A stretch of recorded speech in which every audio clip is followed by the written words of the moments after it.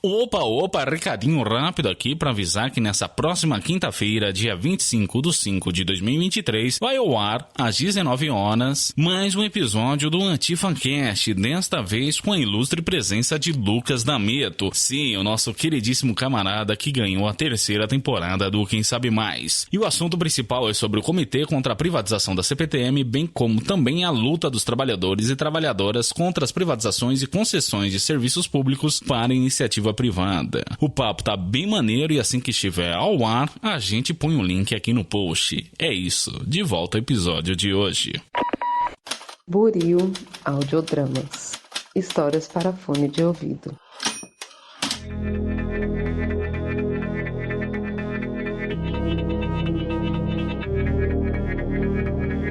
Olá para você que acaba de sintonizar em mais um episódio aqui da Rádio Oslo. Seja mais uma vez benvenuto. Eu sou o Thiago, el vulgo Jamie, e hoje vou apresentar Rádio Oslo Indica Mais. Sim, rapaz, e desta vez trazendo séries internacionais, isto é, que não são nem dos Estados Unidos, nem aqui do Brasil. Esse é o crivo que a gente vai usar. Nem o Oscar sabe direito definir como que é um filme internacional, mas, enfim, essa é a nossa regrinha que eu inventei agora aqui pro episódio de hoje. Mas bom, dessa vez a gente vai tratar de 3 séries faladas em línguas neoromânicas. Sim, muito chique, eu sei. São elas El Vecino, Incastrati e División Palermo. Todas elas, eu já adianto aqui, estão na plataforma da Netflix. Vamos a elas, então?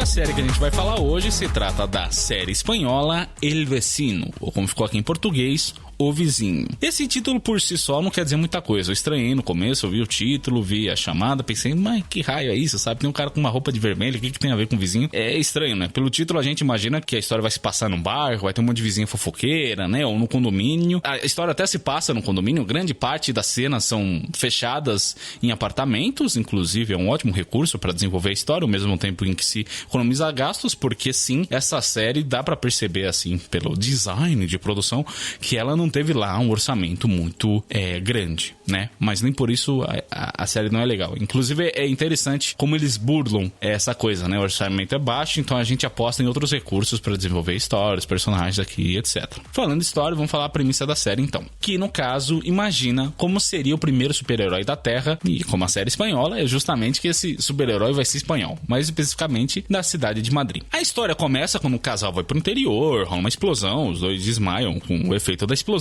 e aparece simplesmente assim, sem mais nem menos, um guardião intergaláctico que, antes de morrer, concede seus poderes a um dos dois desmaiados, com direito a discurso moral e tudo mais. Sim, se você pensou, é justamente o que você pensou. É igualzinho a história do Lanterna Verde, mas diferente do Hal Jordan, que ganhou um anel, aqui o nosso protagonista, o Javier, ganha um engradado de comprimidos que concedem para ele super força, regeneração acelerada, poder de voo, bem como também um medalhão que se transforma no seu traje. Dado o orçamento da série, eu adianto aqui mais uma vez, o traje ficou bem maneiro, mas se você bater o olho parece muito uma coisa Chapolin. Mas tá bem feitinho assim. Eu confesso que no princípio eu estranhei o design da roupa, mas com o tempo fui me acostumando. E assim, seria muito incrível se a gente realmente tivesse um super-herói que prezasse pela segurança das pessoas, enfim, pela segurança da Terra e tudo mais, né? O problema é que o guardião escolheu justamente a pior pessoa de Madrid para carregar o seu manto. Porque o Javier, gente, é um cara preguiçoso, extremamente egoísta e o pior de tudo, ele é um mentiroso compulsivo. Ele não consegue simplesmente falar a verdade. Assim, ele até fala a verdade, mas distorcendo ela, sabe? Ele simplesmente não assume os BO quando tá errado, se alguém aponta na cara dele, ele simplesmente distorce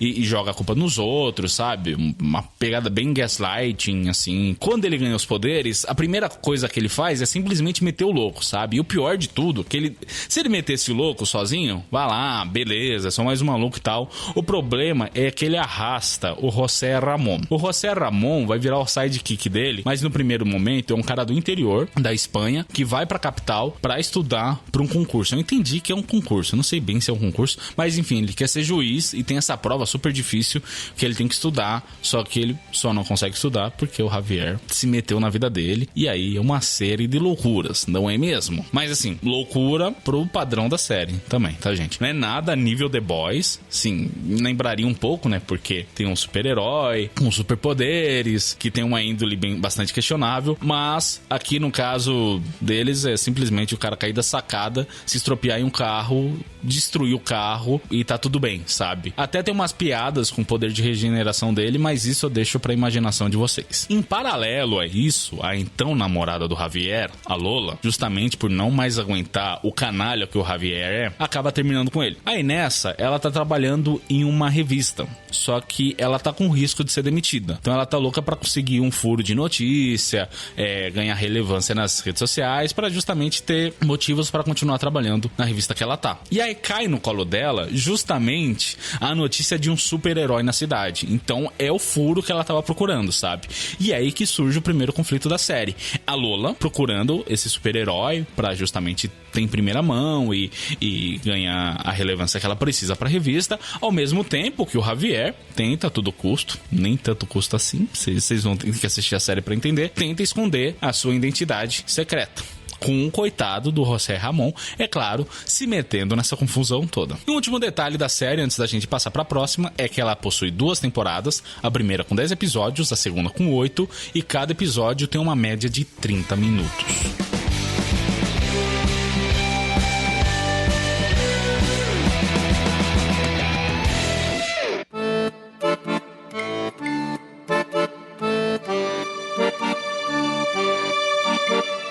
A segunda série de hoje é a italiana Incastrati, que foi pessimamente traduzida, na minha opinião, aqui no Brasil, para Que cilada. Pelo que entendi, Incastrati significa algo como armadilha, ficar sem saída, ou no caso dos nossos protagonistas, se verem encurralados em uma sucessão de desventuras em série.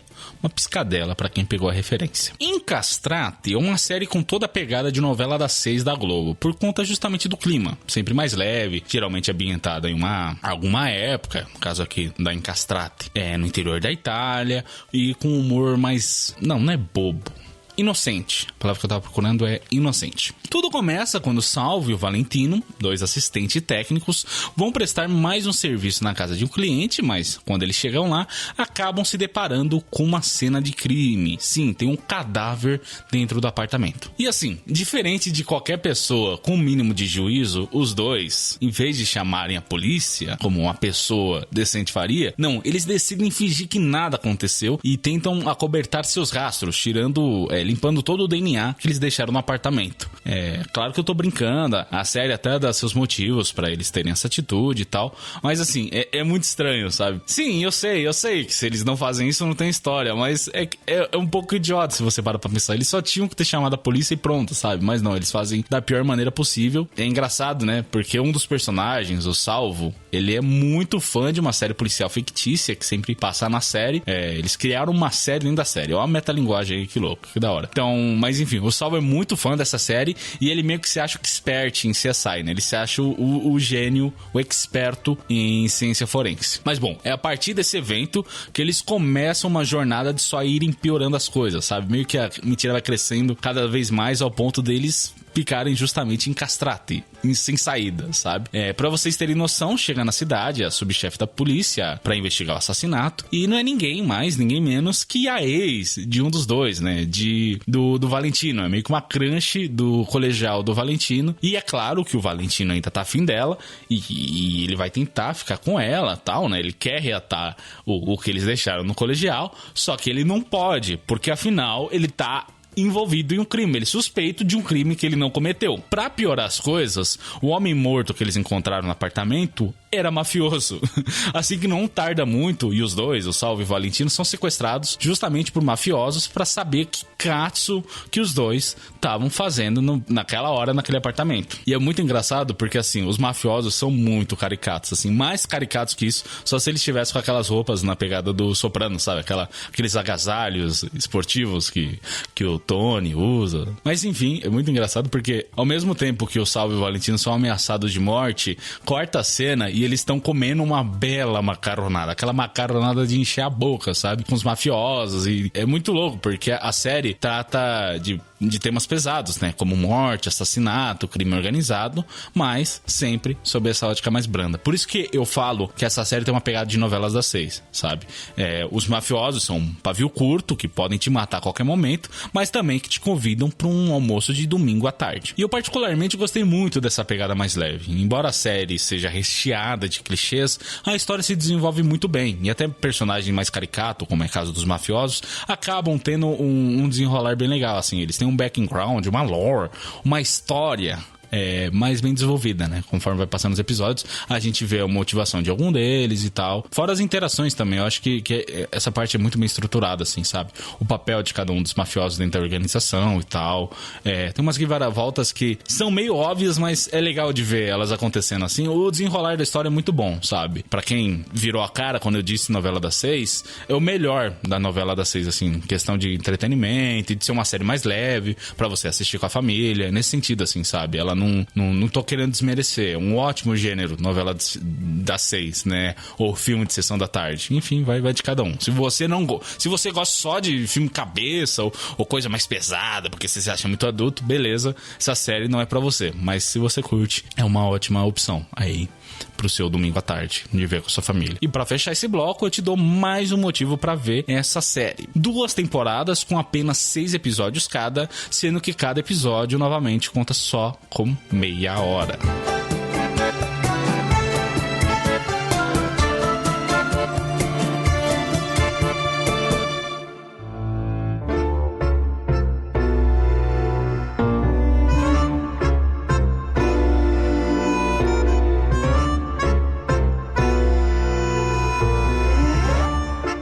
A última série de hoje é ela, a Argentina División Palermo, ou como ficou em português, Divisão Palermo. Essa não tinha muito mistério, né? E sim, ela é argentina e se passa em Buenos Aires, mais precisamente no bairro de Palermo, assim como me explicou o Bruno, que passou toda uma temporada aí em justamente Buenos Aires.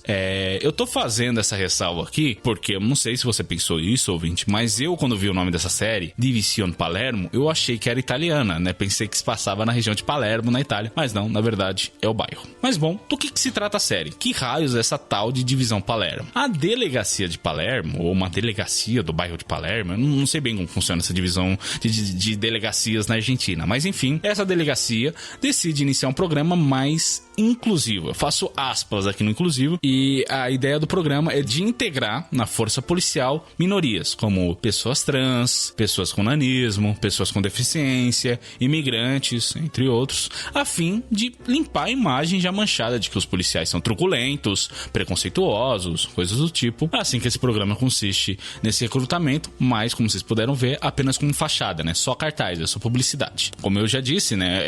Eles fazem isso visando limpar a barra deles. Não tem nenhum real interesse de inclusão na força policial. O investimento é baixíssimo, sendo que as pessoas que foram recrutadas sequer tiveram treinamento. E o pior, a própria população se mostra bastante contrária e preconceituosa com isso, dizendo, eles usam como argumento, né, seria um mau gasto do dinheiro público. Então, assim, não rola nenhuma conscientização, sabe? Até a publicidade, ela é mal executada. E a série possui um humor ácido, com várias cenas que são assim bem na pegada do The Office, de constrangimento, e isso talvez seja um motivo para vocês não verem, né? Quem não gosta desse humor mais The Office, talvez seja um motivo para não ver, mas é interessante porque eu acho que isso é o forte da série, de mostrar a hipocrisia das pessoas, sabe? Eles não ofendem nenhuma minoria, não é esse o caso, mas sim de mostrar a hipocrisia das pessoas, colocam situações que mostram quão hipócritas as pessoas são e como elas se embaraçam diante dessas situações. Eu acho que isso é o primor dessa série, sabe? Ela sabe trabalhar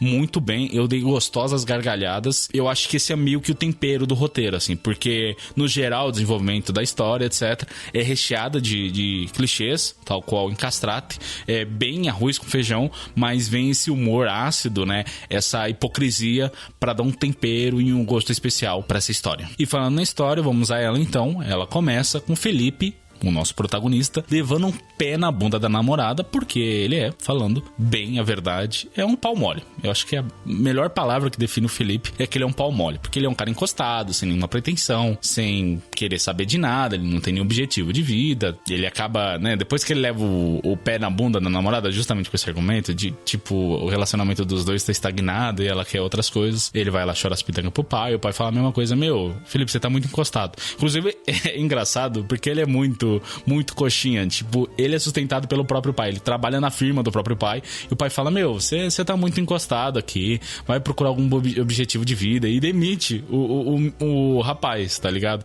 Dá a rescisão dele e tal, manda ele embora, aí ele vai pra praça chorar pra irmã, não sei o que. Nessa, ele é assaltado, ele perde todo o dinheiro da rescisão que ele tinha ganhado, ele vai prestar queixa na polícia, chegando na polícia, ele entra numa sala por engano, e nessa sala é justamente o pessoal que tava recrutando as pessoas pro programa da Divisão Palermo. E é muito doido porque, como eu falei, né, a publicidade foi muito mal feita e teve pouquíssimos voluntários. Então, os policiais estão loucos atrás de voluntários, então eles meio que estão aceitando qualquer pessoa. Inclusive o Felipe. E eles ficam pensando, tá, mas qual que vai ser a minoria que a gente vai encarar o Felipe? Uma coisa bem hipócrita assim mesmo, sabe? Eles querem ter um motivo, e aí o motivo que eles acham é o sobrenome do Felipe, porque eles descobrem que é judeu. Então eles consideram que judeu também é uma minoria. Enfim, vejam o nível da série, né? E como eu já disse, a Divisão Palermo é só cartaz, né? Então eles teoricamente cuidariam de coisas mais brandas, né? Assim que a primeira missão deles é sair pra rua,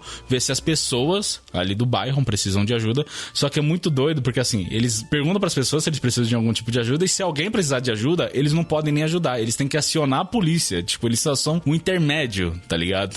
Aí é nessa saída deles, que eles têm que formar duplas, que o Felipe e o parceiro dele encontram um carro, um veículo, acho que é um caminhão, não lembro direito agora, mas enfim, tem um veículo estacionado num lugar proibido. Aí eles vão na garagem pra pedir pra pessoa que estacionou o carro tirar o carro dali, o veículo dali, o caminhão, carro, enfim, veículo, que eu não lembro de cabeça exatamente que veículo é esse, mas enfim, eles entram na garagem. No que eles entram na garagem, um deles é baleado, e aí acaba o primeiro episódio. Mas eu já adianto aqui, eles se metem num rolo de tráfico internacional de drogas. Então é clichê nesse nível, assim, sabe? As pessoas mais inesperadas que você esperar são justamente as que acabam com um narcotráfico. É narcotráfico ou narcotráfico? Acho que é narcotráfico.